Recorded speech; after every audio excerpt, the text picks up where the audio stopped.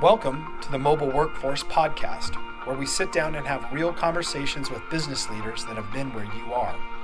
During these interviews, we'll dive into what it takes to improve systems and champion processes that maximize performance. Each week, our trailblazing guests share their experiences and understanding of the workforce to help inspire change, challenge our thinking, and share what it takes to successfully travel the road to profitability. Now here's our host, co-founder and chief evangelist of About Time and WorkMax, Mike Merrill. Hello and welcome to the Mobile Workforce Podcast. I'm your host, Mike Merrill, and today we are sitting down with Brady Bryan, the CEO of Brain Consulting. And in today's episode, Brady and I are going to talk about taxes and what has changed these last couple of years, and also what credits might be available to you and your company today and how to take advantage of those. So thank you for joining us on the show today, Brady. Looking forward to the discussion. Yeah, thanks so much, Mike. I appreciate it. Hello, everyone. I'm Brady. I'm the CEO of Brain Consulting, LLC. We're a specialty tax incentive consulting company comprised of about 50 tax experts, attorneys, engineers, building science folks, accountants, and the like. And we primarily focus on the architecture, engineering, construction community. So you may have seen us around at CFMA or what have you, but in a nutshell, we focus on the AEC industry and help them get specialty tax incentives and go from there. So, Mike, you're at the tug today. How's everything there? How's it seeing everybody in person? Yeah, it's good. Yeah, thanks for pointing that out. Yeah, I'm in Washington D.C. today, so from the hotel room here, we're recording this episode. Just enjoying another awesome event. This is the user group. It's a Sage community here, their annual user conference. It's always a great event that we look forward to. I think this is my 18th straight year at this event, so I've been coming here a long time, and it's always good to connect with folks, customers, and prospects, as you well know. Absolutely. Yeah, so Brady, it's interesting. You and I met at another conference, the Agera conference in Dallas, Texas area recently, and so you and I connected there and felt like maybe there was a good conversation to be had here and share it with our listeners. So I really do appreciate you joining me, and I know you like these events as well. Yeah, absolutely. And we have some coming up. I mean, every month there's a lot that have just kind of said, "Oh, we've been on pause for 2 years. We're going to do it." And it seems like it reminds me of a bunch of people trying to get out the doorway at the same time. We love architects, engineers, contractors of all sizes as well. As you know, at Agera, it's typically as far as number of employees, it's usually smaller. The higher number of employees are usually using at A&E firms, Vision or Vantage Point or something like that. And it's interesting where we find ourselves there is helping a lot on not only helping them get the tax credits, but really harnessing the data that they already have. And so our folks have really become data ninjas in many respects and help. Actually, we have folks that are experts in that, and we can actually dig into the time tracking and the data and the projects that are already available there in the system. And we do the same thing with contractors or subcontractor clients that use the information as much as they do. So my thought is, why reinvent the wheel when you have a lot of that information there that you can just dig into and use it as a starting point? Yeah, that's a great point. I think there is a lot of data available, but yeah, companies just don't have the direction or know how to use it. So today, what do you feel like has really changed on the tax landscape and what applies to contractors? Yeah, so contractors in general, they are a sweet spot or a target-rich environment, so to speak. We've got the second Top Gun about to launch, so I'll use that terminology. These folks are target-rich for not only the R&D tax credit, the design tax credit, as some would call it, and I think that's probably the most appropriate name for it. And then you've got 179D as well. So 179D is the energy efficient commercial building deduction. So if you're a general or a specialty sub like a mechanical or electrical, doing work on government buildings, you may be eligible for this incentive, and it's up to $1.80 per square foot. There is what's new on this is that there is a cost of living change. So projects completed in 2022 and beyond could be eligible for $1.82, and so on and so forth down the line per square foot. And so the 179D, it's a big thing. So for any government-owned project, whether it's schools, that's a very common one, county, city, state, agency, federal, correctional, any of those, you could be eligible for up to $1.80 or $1.82 per square foot, and go from there. And there are some legislative proposals out there to only increase it. And so 179D is now permanent, like the R&D tax credit is permanent. 179D is now permanent, and the only thing that we're seeing in the pipeline is or are calls to expand it. So it's a really big deal. It's very helpful, and we have quite a few general contractors, quite a few specialty subs, mechanical and electrical subs that take advantage of this. Yeah, that's awesome. I think there's a fair number of companies that are aware of these things out there, but I definitely know that it's not all of them. Obviously, you guys do a good job to try and identify that. But what does it look like for somebody to really get their hands wrapped around what the opportunities and the options are? I mean, how do you engage with them, and what does that look like? Yeah, so we always provide a free phase one analysis. We want to do more than kick the tires. We want to look under the hood. So, for example, for 179D, we want to take a look at all the projects, and we can go back in time too. So we can go back. Typically, it depends on when they filed and what kind of, are they a calendar year in or fiscal year in taxpayer.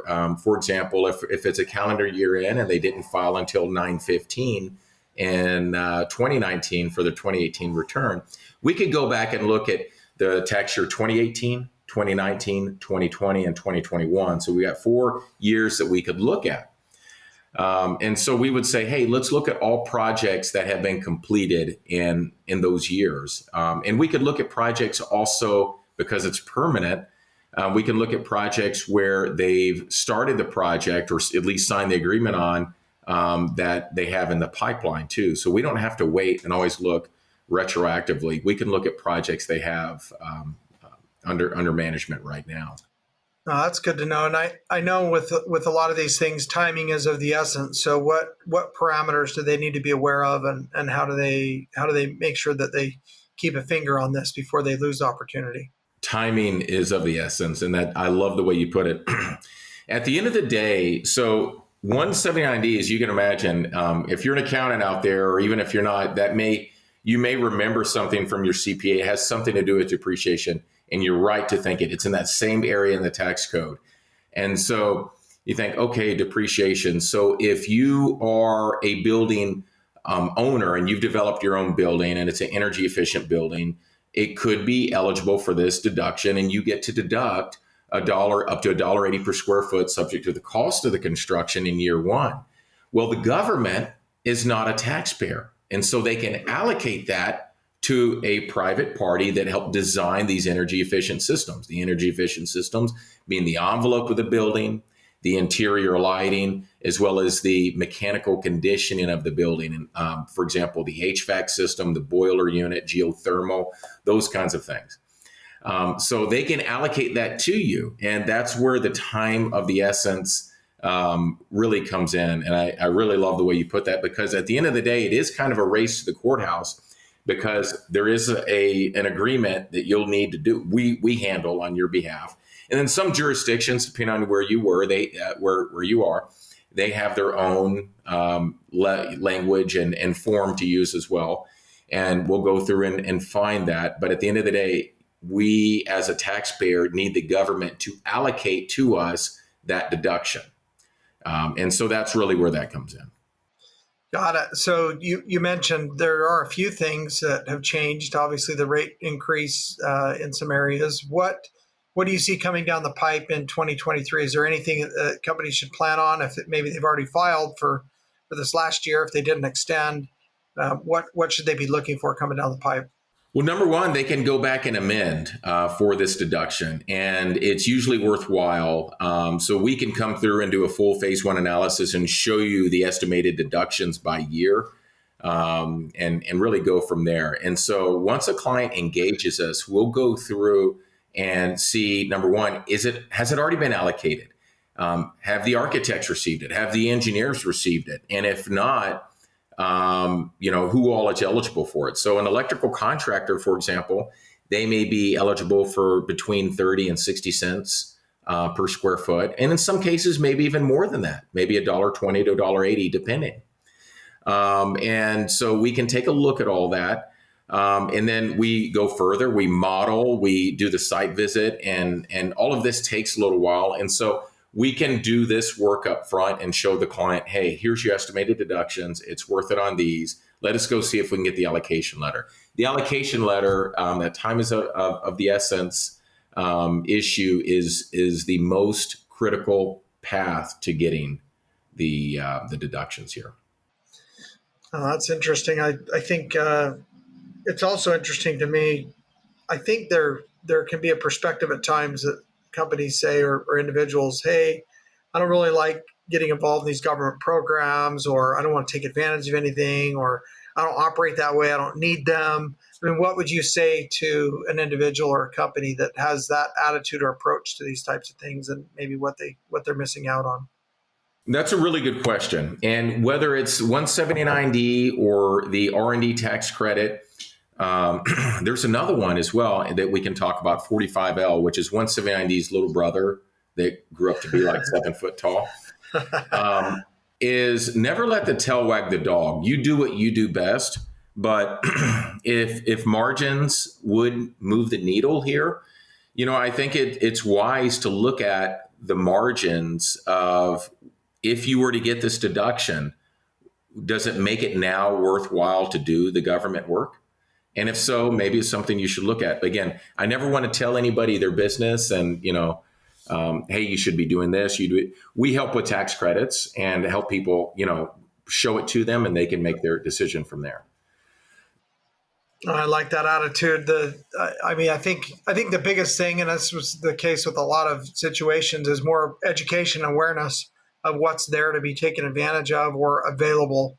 And this isn't, there's money there that's already allocated for this purpose. It's meant to stimulate and provide assistance to, stoke the fire, so to speak, on projects that are important, on company growth, innovation, all these other things. If we're not leveraging it, what happens to that money? Where does it go? Where are you today? I'm in Washington, D.C. So that money stays right there in D.C. Yeah. And we all are well aware of the efficiency and bureaucratic spending. So, I would say if you've got a contractor in Scottsdale or Seattle or whatnot, them spending their tax savings is going to be much better spent than leaving it in the coffers and being spent, accordingly. So. Got it. So you're basically you're allowing the opportunity for you to reinvest in yourself with that tax savings instead of trusting the government's going to do it, right? That's right. And, just about any economist, I'm not an economist, obviously. I'm just a lowly lawyer, licensed to practice in California and Texas. And, just about any economist would tell you that, the intent of these deductions are to drive job creation at these companies and, incentivize a certain behavior. It's designed, for example, 179D to incentivize energy efficient building and design. And so we want more people at these companies that can help make those decisions and those designs and propose that to the governments that are building these. On R&D tax credits, the whole legislative intent is to drive technical jobs in the United States rather than outsourcing them overseas. So we want the engineers, we want the designers, we want those folks hired here in the United States. That's the whole legislative intent. And so really, at the end of the day, by availing, and I hate to say taking advantage of these credits, it's availing yourself to these things that are already, legally available to you. By you doing that, you're engaging and fulfilling that legislative intent of availing yourself to these tax dollars that would otherwise be due, ultimately in DC, and hopefully using that money in a way that that does fulfill those legislative intents, is hiring those people, hiring the brainiacs of the world, hiring those folks that are designing energy efficient incentives or energy efficient systems and the like. There is the little brother I mentioned, 45L, or little sister, however you want to think about it. 45L is the energy efficient residential tax credit. And the reason I mention it is that a lot of contractors are finding themselves not only on the building end, but also on the equity end. I've met many, many more general contractors and the like that are equity owners in multifamily developments, and they have a stake now. So really, if you have basis and whether it's a single family or multifamily development, those folks, as long as the home qualifies, are eligible for up to $2,000 per qualifying home. What is a qualifying home? It could be a single or multifamily development. This includes senior living facilities, assisted living facilities, and certain student housing facilities that are 3 stories and under and meet a certain energy efficient criteria. It's a 2006 criteria, so it doesn't need to be windmills on the roof or anything like that. Right. So they can be eligible for up to $2,000 per unit. And, your average apartment complex, 100 to 150 units. We have some that are upwards 600 apartments per development.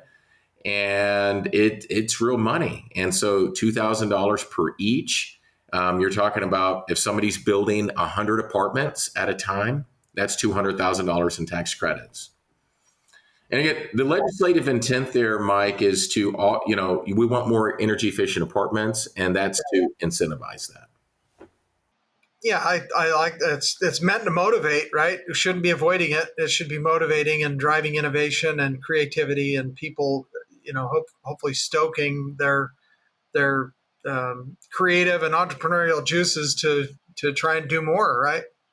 That's right. And like I said, it's a 2006 standard. So a lot of folks building to today's standards in certain regions, like whether it's California and complying with Title 24 or other areas like DC has a very high standard. You mentioned that today. Oregon, Washington have very high standards. And also Climate Zone has a large impact. And so there's a number of climate zones.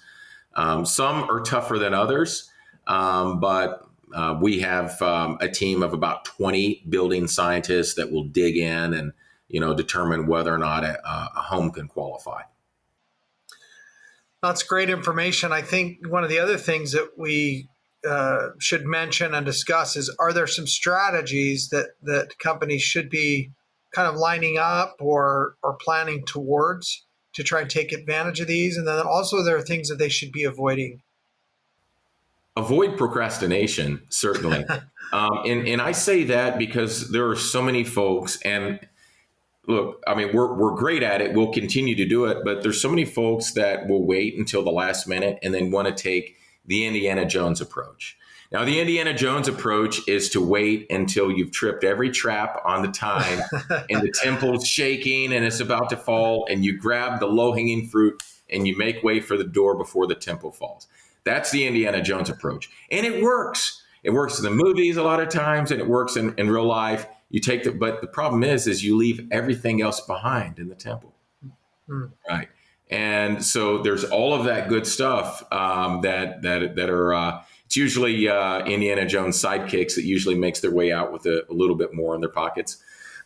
But, is really start now. So we've got clients, for example, where it makes sense to really start their 2022 studies now. So for R&D tax credits, we want to take a slow and methodical process. We want to dig through the time tracking. We want to understand how they're using time tracking.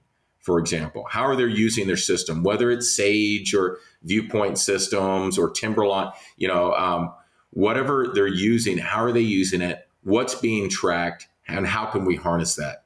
What projects are under their management right now that we can start digging into? How does it look in 2022 versus 2021? What's changed? And we can start doing that now so that when they're ready to file, even though they may extend or whatnot in 2023, that they're not waiting on these numbers. And we've taken a very methodical approach, not just low-hanging fruit approach, and have gotten every dollar that's meaningful to them. So is there a checklist somewhere? I mean, how does, obviously you do an analysis, but what does somebody need to understand in order to start taking steps towards doing this properly so they can leverage these opportunities? Yeah, we do have internal checklists, certainly. I would say let's have a call, number one, and let's see where you are and, have an assessment, really kind of like a checkup, if you will. Let's check your vitals. Let's check where you are here and really go from there. That would be my first suggestion. And then, understand the timing for next year. And then we back into it as far as our process. And, it's like, when is the test going to be? And let's study for it accordingly. And so that's how we plan it. Yeah, I like that analogy. So do you have any stories or situations you can share of companies that either leveraged this and really were excited about what they saved? And then also conversely, maybe somebody that missed the deadlines and missed out on an opportunity were frustrated? I see, I can't even tell you, so many, even very large construction companies. We're talking 500 million a year and up every year that miss out on these tax credits because, right now, revenue is good. And so, thinking about now, nobody's expecting any type of, super contraction or big recession or anything like that. I think the word on the street, and again, I'm no economist, is that there might be a soft, a soft recession in the future, and preparing for that wave, preparing for, some of the RFPs to dry up for a little bit. And the best way to prepare is to tighten things up now. The best if you're on a ship, the best way to prepare for a storm is to be ship shape, have everything in perfect order. The term ship shape, everything has a place, get tight now. If, when you need to batten down the hatches, you don't want to be tripping over stuff. So in the same way, you want to already have a program like the R&D tax credit, like 179D and even 45L. And if you own properties, cost segregation to accelerate depreciation as well. Do start those programs now so that you're prepared when the softening happens, and that you have, all of these vehicles to minimize, to increase your margins as much as possible and offset any diminution in revenue. Yeah, I think that's great advice anyway, right? Let's get our house in order, so to speak, is what the message sounds like is coming across. That's right. That's right.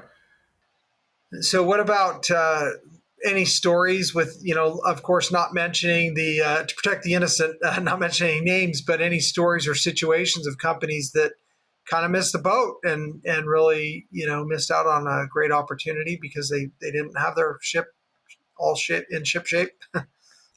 Yeah, I mean, again, it happens all the time. I could tell you, I can count on two hands the number of companies I know, and I know their folks very well. Very large companies, usually, and they don't avail themselves to it. And another thing is a lot of really big construction companies might find themselves in an employee-owned situation, or an ESOP, and there's state credits, or there's state credits available as well. So, for example, like California and Texas will still tax those ESOPs at the state level. So there's you can use the R&D tax credit in those scenarios. But yeah, I can tell you it happens all the time, and it's because they're so big that they think, oh, well, $2 million in deductions, couple $100,000 in tax credits, not that big of a deal. But again, times may not always be so good. People might not always be so flush with revenue coming in, and you got to build it in. Plus, it's a stewardship to the rest of the employees as well. Even in an employee-owned situation, that's real money. $200,000 real money. And, if we otherwise just wasted that on a party, for example, at a company, people would be mad, and rightly so. So by not availing yourself to this, it's kind of similar, right? You're wasting money. It's going to DC. Yeah. And I don't know about you, but I'd rather have a nice party than just send it over to DC. Yeah. Agreed. And so, there's that. Mike, that happens all the time. And I can tell you I got a call from a CPA the other day, and he said, Brady, now this was on a home builder. So home builders are now, I've been spreading the gospel of tax credits, so to speak, for a lot of home builders as well. And one of their CPAs called me and said, Brady, do you realize our effective tax rate went from 30 some odd percent now down to 19% with these tax credits? Unbelievable. That's a needle mover. That's seismic. And so that's one story that was very recent. Their CPA called me, Brady, I can't believe it. Look at these credits. Look at the effective rate it makes. Now, of course, you get to a certain situation, you have a tentative minimum tax for a lot of taxpayers that they're going to have to pay regardless. But still, moving the needle that much is a really big deal. So that's a great story. And I can't tell you the number of, for example, electrical contractors that are just now finding out about this and now cleaning up on these tax credits. General contractors as well. We've even seen some cases where the general is sharing those benefits, for example, with an architect that they work with very often. So they'll bring each other into jobs, this architecture firm and this general contractor, and they work. And so they've been sharing in a lot of these benefits, for example, on the 179D. Yeah, lots of great stuff. There's obviously a lot more to it, and we won't take time today to get through all of it, but would encourage our listeners to please give Brady and his team a call and see if they can help you to keep more of your money and also have more available to reinvest in your growth and expanding your operations and accomplishing those goals that you have. So, Brady, what's one thing that you hope the listeners would take away from our conversation today? Start now, don't procrastinate. And if you want to learn a little bit more about it, you can certainly reach me at brady@brain.com. That's brain with a Y. Also, a big takeaway is BAKE 22. And that's B Brain Architecture, Engineering, Construction. So BAEC summit.com. We have our second annual summit in Scottsdale. Mike will be there. And this is primarily designed for the executive and financial leaders of architecture, engineering, construction firms. So there is a phenomenal speaking lineup. We've got folks that are talking about construction compensation, top 10 challenges of building and how to overcome them. We've got folks talking about various tax scenarios, including captives. We've got a number of CPAs and legal folks that are talking about, various issues there. Let's see, a number of great classes, including cybersecurity. That's a huge one. And people wanted to hear more about that. So we've got a number of really great classes, but really, I think that the magic, Mike, I didn't mean for that. The magic, Mike, here is, the magic is folks from architecture, engineering, construction, that full horizontal or vertical, depending on how you look at it, together in one place where, they can collab and network. And Mike, these folks, they talk every month. So from last year, we've got civil engineers, we've got architects and engineers and contractors that continue to talk. They'll say they get together monthly to commiserate, but no, they talk about things like talent acquisition, retention, hiring, compensation. How much did you carve out for employee engagement this year? Things like that who else are you going to turn to? And so these folks are talking about that. We had one contractor that said, funny, my staff and his accounting staff have never talked to the accounting staff of an architecture engineering company unless it involves, getting bills settled up. Right. It's like, wouldn't it be awesome if we were included in the conversation before the contracts were finalized? And so they start talking, and it's really a beautiful thing. I love that. I'm excited to join you and your team, and again, encourage any of you who have an opportunity to maybe check that out, maybe join in and even participate. If not, at least reach out to Brady and his team and see if they can help you with your tax credits. I think the last thing, Brady, I want to ask you, what is your superpower? I would say persistence. All right. Yeah, persistence. And it's funny is I've got, I think for me, one of the animals that are most persistent is the, it's the dragon. What is the name of it? The Komodo dragon. The Komodo dragon. And this guy just hunts and hunts and hunts. And you see they eat goats and things like that. Well, a goat's a lot faster than it, but he's persistent. It's like the tortoise and the hare. The tortoise being always persistent and eventually wins the race.